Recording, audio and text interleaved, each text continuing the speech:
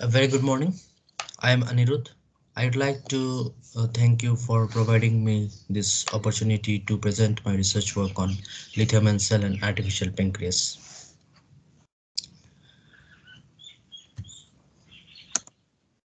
So I'll start with uh, the background, and my talk will be divided into three parts.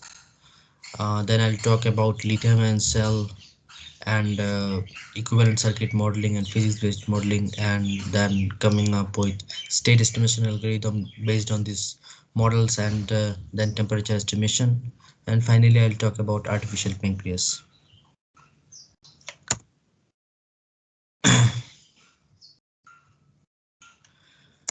So from application point of view, my research have been hovering around battery management systems and biomedical control, particularly artificial pancreas. And during this year, I have gained some expertise in various avenues of control, starting from modeling, parameter estimation, state estimation, and various control techniques. My roles and responsibilities include project management, where I have to arrange group meetings, where we have faculty interactions from various departments, we have discussion on the ongoing research work, and we have to form consensus because of the interdisciplinary nature of the research work. And there are two other PhD students who helped me in experiments in the research team. I have experience in preparation of annual project reports and project completion report, and preparation of project proposal for scientific grants under DST and other funding agencies. I have also experience in preparation of technical reports, journal papers, and dissemination of our work in conferences. Academic responsibilities include TA, mentoring of the students, and administrative responsibilities, where I was a postdoc coordinator. I have to manage and allocate various administrative duties among the fellow postdocs, and I have to attend departmental meetings, and I was part of the process of evaluation of new applications for faculty and postdocs, and other stuffs like website preparation and all. So during these years, I have built a strong research network with many professors, both from India and abroad. My current collaborator is Professor Shivendra Vasin and Professor Amit Gupta from IIT Delhi, and Professor George Bondia from Spain, and Professor Alexander Poznia from Sinvesta, Mexico, to mention a few. Now I'll summarize my work done on modeling and estimation of lithium-ion cells. So the first part of the work dealt with the modeling of lithium-ion cells, where we have conducted a series of experiments in order to characterize the electrochemical and thermal behavior of the cell. And once we have the experimental data, we go for parameter estimation to fix our candidate model, and we have to validate the candidate model for various operating conditions and all. Once our model is ready, we then design state estimation algorithm based on this model, including SOC, and we have used both filter-based approach and observer-based approach for the same. And we have carried out various performance evaluation of the state estimation algorithms using Monte Carlo analysis to check the robustness against parametric uncertainty, exogenous disturbance, unmodeled dynamics, measurement noise, and all, and other statistical analysis for the process. So let's come to the main topic, battery management system. So this is the modular diagram of the battery management system, consisting of battery monitoring unit, battery state computation unit, and battery management unit, which comprises of the electrical control and the thermal management of the battery pack. So battery management system is essentially a combination of a hardware and software, where the hardware essentially contains various electronic circuits that ensure safe operation of the battery pack and its operator, and it measures physical and electrical variables like temperature, voltage, current of the cells of the battery pack. while the software part implements algorithms that implements various mathematical calculations for estimation and summarizing the current operational status of the battery pack and evaluation of the various power limits and energy limits for the near future of the battery pack.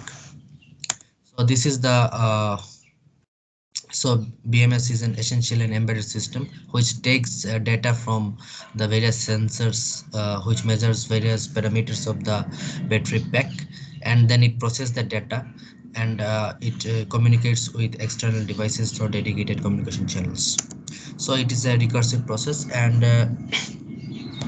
at each recursion we initialize it, then the sensors takes the measures the variables, and based on this measurement we do SOC estimation and SOH estimation, and if required we do cell balancing for equalization of energy among the cells in the battery pack, and we do power computation limit and energy limit computation. So this process uh, uh, repeats itself each time a new data set is received. Now let's talk about equivalent circuit modeling, and we'll talk about the parameter estimation techniques for estimation of the parameters of the model and the SOC estimation algorithm that uses this model. Essentially, lithium-ion cell is an electrochemical unit having two current collectors, negative and positive electrode, separator, and electrolyte. So the negative electrode is essentially made of graphite, and the positive electrode is some lithium metal oxide. So if we have a microscopic view of the negative and the positive electrode, we'll find that uh, both these have crystalline lattice structure, in between which where their lithium ions are trapped. So, and the separator is a material that separates these two electrodes, and it has microporosity property that it allows flow of electron from the either side, and but it blocks the flow of electrons. So when we connect a load with an external circuit, say we are in a discharge mode, so the negative electrode gives us lithium ion and electron, while the lithium ions travel from the negative electrode by the separator and reaches the surface of the positive electrode. So once it is reaches the surface of the positive electrode, that it diffuses inside it to equalize its concentration, and this process is called diffusion of electrons. The On the other hand, the electrons that are released by the negative electrode find path through the external circuit and reaches the positive electrode, where the lithium ions combine with the electrons to form lithium metal oxide. And the reverse process takes place during charging. So this whole behavior is captured by equivalent circuit model, which uses simple electrical components like voltage source, resistance, and RC networks to characterize the input current and output behavior of the lithium ion cell.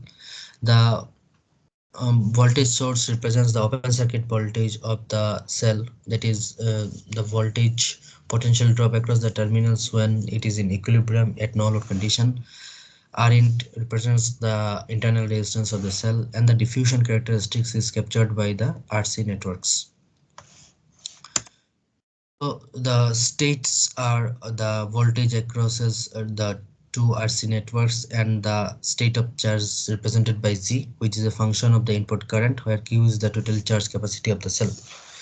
And the output terminal is the terminal voltage, which is measured by the voltage sensor. So it is the sum of the open circuit voltage plus the individual voltage drops when in loaded condition.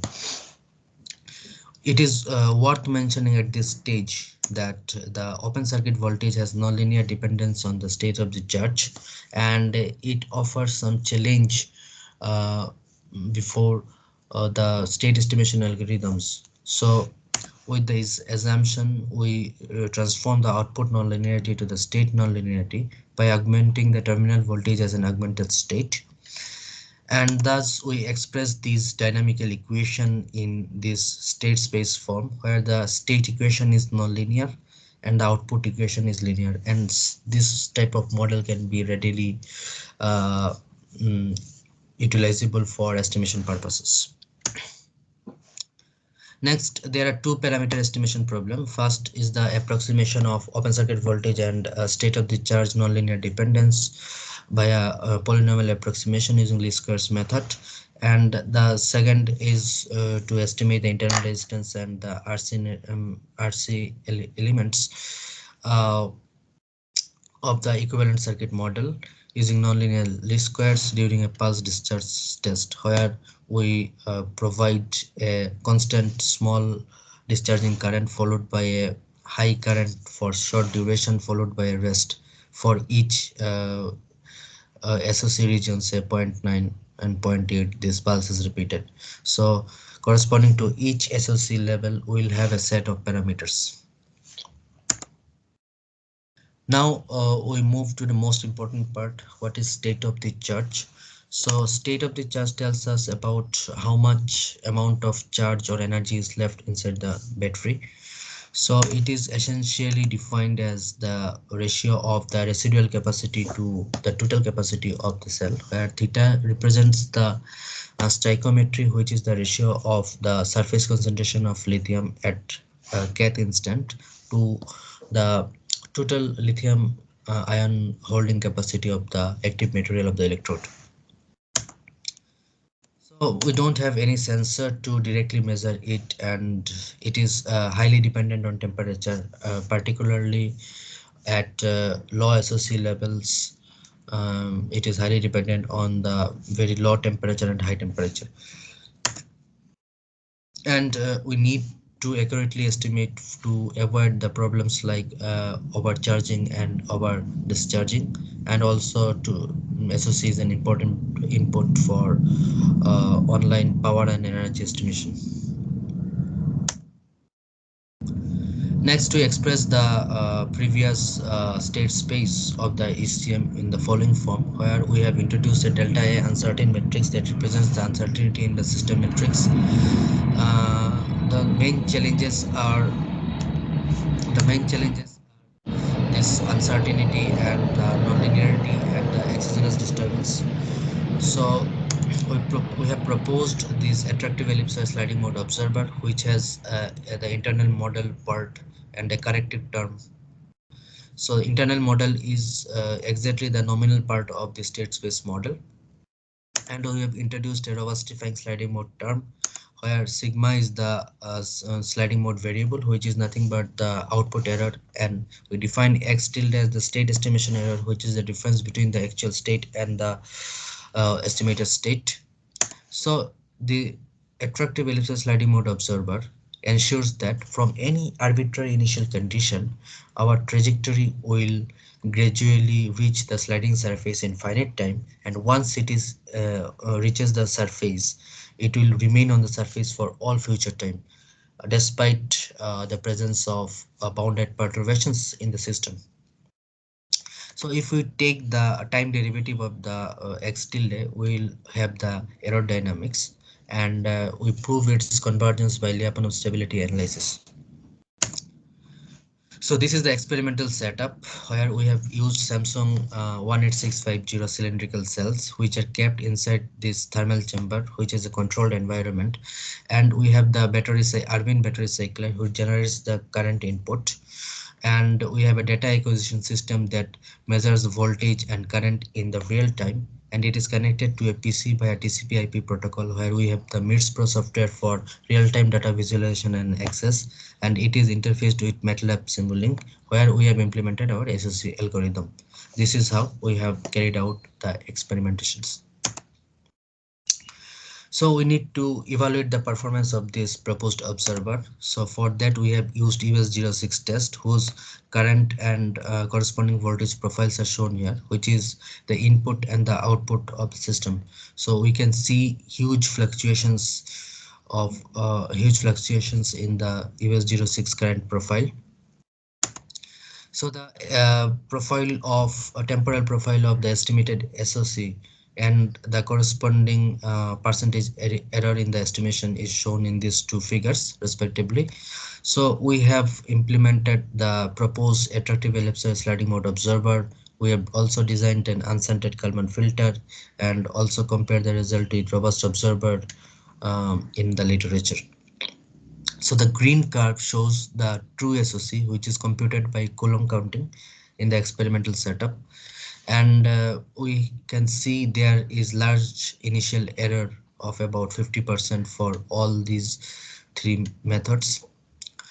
So if we have a minute observation, we can see that the convergence time for the UKF shown in pink is very fast, and as compared to the robust observer in 7. And but during the transients, the error bound of the UKF is much higher than that of the robust observer. If we compare both performance with the performance of our proposed observer, we can see that the proposed observer is having the similar convergence time and the similar order of error bound like the robust observer. So we can summarize that the proposed observer incorporates both the advantages of the uncentered Kalman filter in terms of convergence time and the tight error bound of the robust observer. Next, we go for physics-based modeling, and using this, we'll design state estimation algorithm and also talk about temperature estimation.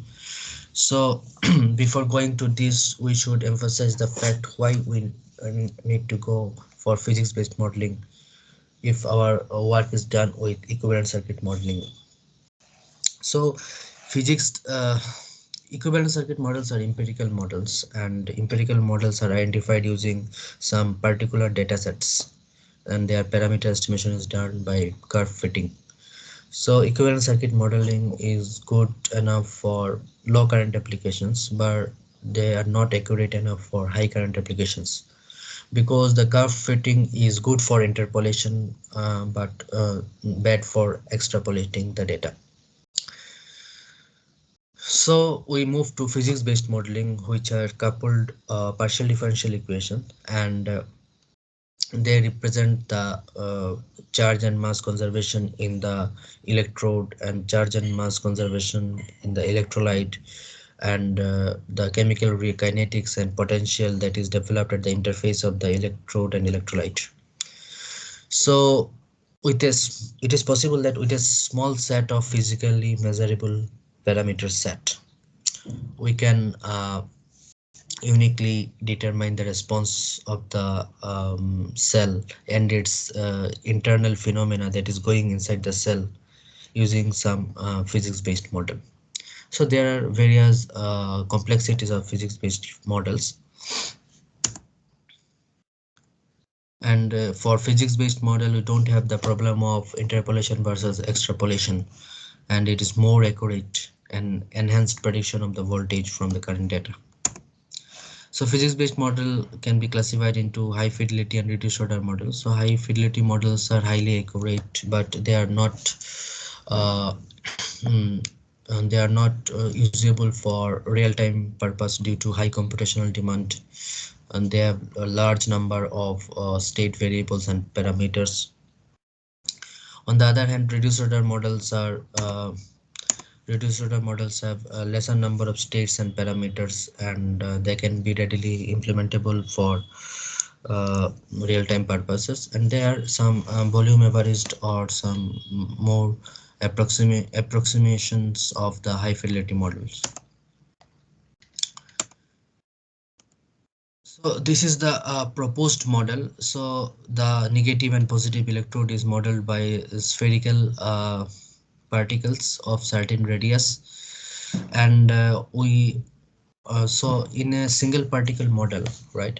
In a single particle model, we assume that the current is distributed uniformly in the cell, and we since the uh, diffusion dynamics of lithium is prominent in the electrode, we completely ignore the electrolyte dynamics. but this give rise to some error in the prediction of voltage for high current applications. So here we have introduced the electrolyte dynamics with polynomial approximations to improve the accuracy of the cell. So this is the terminal voltage, which is a highly nonlinear function of the input current and the lithium ion concentration. And these highlighted terms are introduced by us, which came from the electrolyte dynamics. And we have this governing partial differential equation for the electrode and electrolyte. And we have lesser number of physically measurable parameters than the high fidelity P2D model. So let's so for a 3C and 5C high current applications, we provide a constant discharging current, and the corresponding voltage is shown in this two figure, where the red curve shows the high fidelity pseudo 2D model, and the black dotted line is for the our proposed model, which is compared with the blue and green curves obtained from other reduced order model in the literature. So we can see that for both 3C and 5C, the difference between the voltage prediction is least for the proposed model than the other two models. And we test its the voltage prediction capability of the model for US06 test with huge fluctuations in the input current. We can see that the both the proposed and the high fidelity model has comparable prediction. So this is this model is a good candidate model for high current applications, but this model is still not readily usable for estimation purposes because of the non-observability issue. So we have addressed the non-observability issue in our work, and we have transformed into a control oriented model which can be used for state estimation and control purposes. So we expressed the nonlinear dynamics in terms of this state space model, which is a linear state equation and nonlinear output equation, where delta and delta B is the uncertainty in the system and input matrices, and zeta represents the presence of measurement noise. So these are the challenges that we have addressed while designing the observer, whose equation is given here. So it has the internal model as the nominal part of the state equation and the corrective term, where L is the feedback parameter. So the attractive ellipsoid method ensures that from any arbitrary initial condition, the state estimation error trajectory will converge to a convex set. And here the convex set is an ellipsoid, and once it is inside the convex set, it will remain forever for all future time in presence of bounded disturbance and perturbations. So and then we shrink the volume of this attractive ellipsoid using a convex optimization algorithm, whose output provides us this feedback parameter observer gain L. So it is an robust and optimal in some sense to the maximum perturbations that are allowed in the system design. So these are the control challenges and observer features. It has very fast convergence because it ensures exponential convergence, and it has the sense of optimality in it. So this is the block diagram approach. So this is the observer block taking the input current and the output voltage from the high fidelity model or the real system. Then we obtain the parameter L using a LMI optimization routine, and we obtain the estimated SOC in real time. So we test its performance for US06 test, while the current is shown in red and the corresponding voltage profile is shown in the blue. This figure illustrates the temporal profile of the estimated SOC and estimated SOC. So we can see that the initial error is about 40%. Despite this error, the estimated signal converges to the true state within 50 seconds, which is significant, and it always stays in a very tight bound. So we have done a Monte Carlo analysis of 200 simulations for plus minus 30% parametric uncertainty, and for SOC percent is 0 to 100% error. And we have seen that for all these tests, the error bound is within the 10 to the power minus 3 scale, which is very tight. Then we go for the thermal modeling of the cell. So we should ponder why we require thermal modeling, since we have designed state estimation based on both ECM and physics-based model. So all the previous test and was done in a lab environment. So if in a real situation we go where the temperature is varying, so it is very critical that our state estimation algorithm should uh, consider the temperature variation in its design. So the main goal of thermal modeling is to ensure that there is no excessive heat generation rate going in the cell under operation, and we should avoid the problems like thermal runaway. And since the physical parameters are highly dependent on temperature and SOC as well, as we have discussed previous, so we should have an explicit information about the temperature. So we consider a lumped model, parameter model for the temperature estimation, where we assume the temperature is distributed uniformly inside the cell, and T ambient represents the ambient temperature, and R external the thermal resistance. So this is the energy balance equation, which shows that where Cp is the heat mass capacity, and Q dot represents the rate of heat generation, and T is the lumped parameter, and T ambient is the ambient temperature. So we can see that the heat generation term has a irreversible and reversible part, where the irreversible part is proportional to the ohmic heat loss, the I square R loss in the cell. So we have conducted a series of experiments to estimate the heat capacity, external resistance, and the entropic heat coefficient del U del T experimentally. So once we have these parameter estimated, we have our model ready, and we used it for estimation purposes. So in we use the same experimental setup with on, but this time we have attached the thermocouple to the surface of the lithium-ion cell, and using a Ni thermocouple deck, we have retrieved the temperature estimation, temperature data in the real time. So the observer now implements an electrochemical model coupled with an thermal model.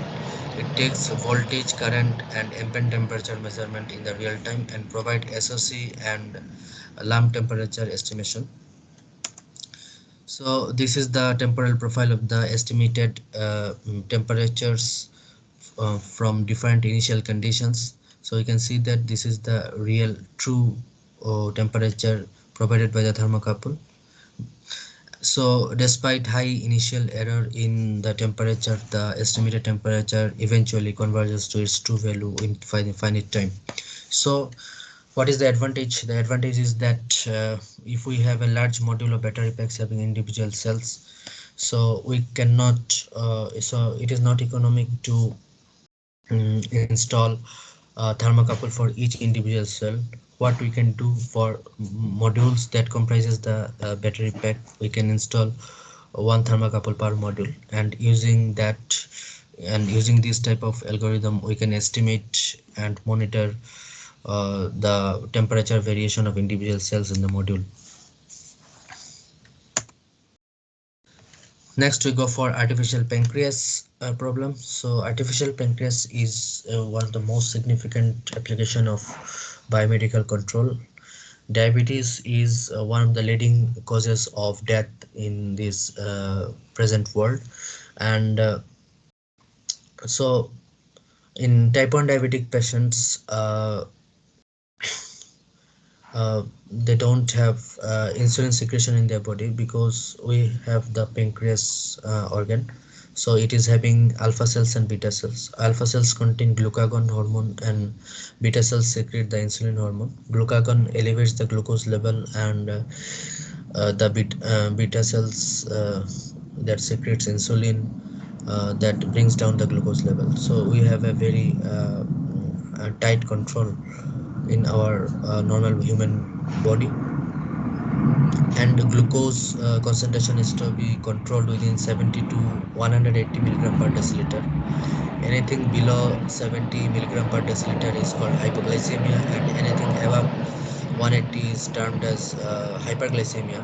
So in hypoglycemia can cause immediate death due to lack of glucose in our body, and hyperglycemia can have long-term effects like we can have leg amputation, cardiac arrest, kidney failure, uh, loss of vision and all.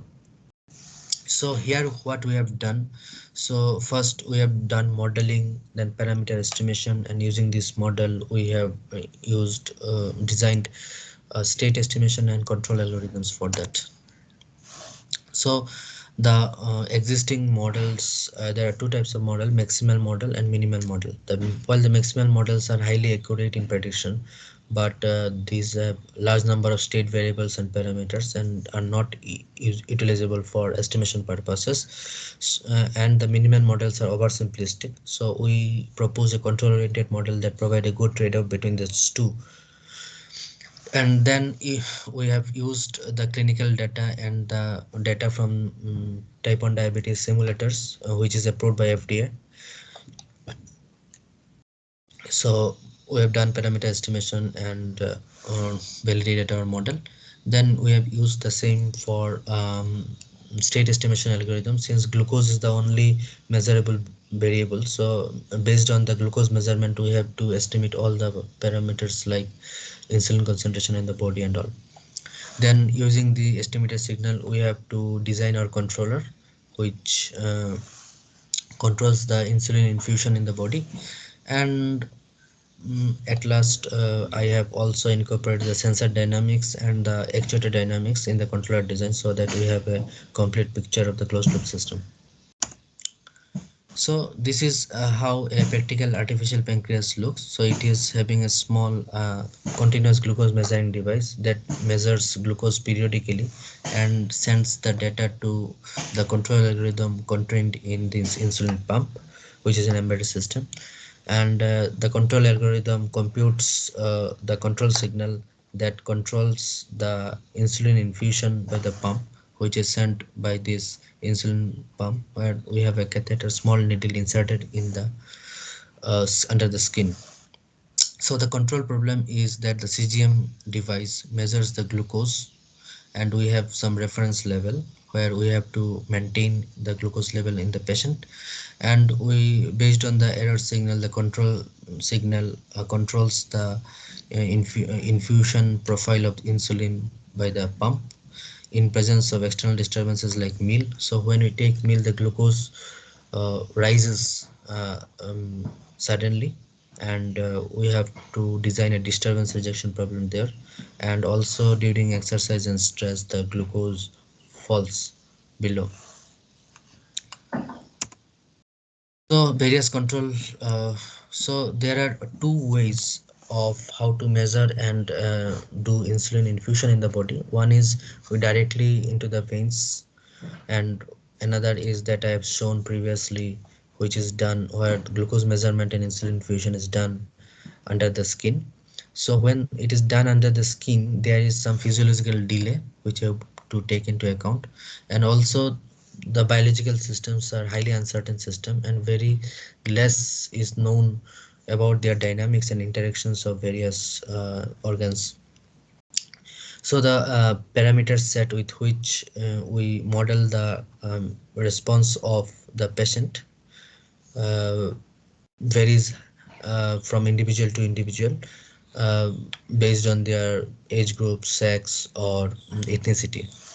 And also, given a specific patient in a same day, there is a huge variation in insulin sensitivity. So we need to consider the time variability of the parameters as well in our design, and the complex non-linearity, and we have to account for the modeling inaccuracies, the unknown thing that exists in the human body. So based on this, we have to I have proposed a robust observer based on LMI, and using this estimated signal, I have go for the controller design. So the control techniques that I have used is, first I used input output feedback linearization controller, because this was a nonlinear model, and then I have gone for robust LMI design, since we can guarantee the design for a known range of parametric perturbations. And since biological system, there may be situation when we may not know the maximum minimum variation of the temperature, so we need to design a nonlinear adaptive control for that, which I have also designed. And also I have also compared this result with intelligent controllers like fuzzy based control, where we have incorporated the knowledge base of how a doctor treats based on the glucose and insulin measurement. And we have I have means compared all these results in my thesis. Thank you.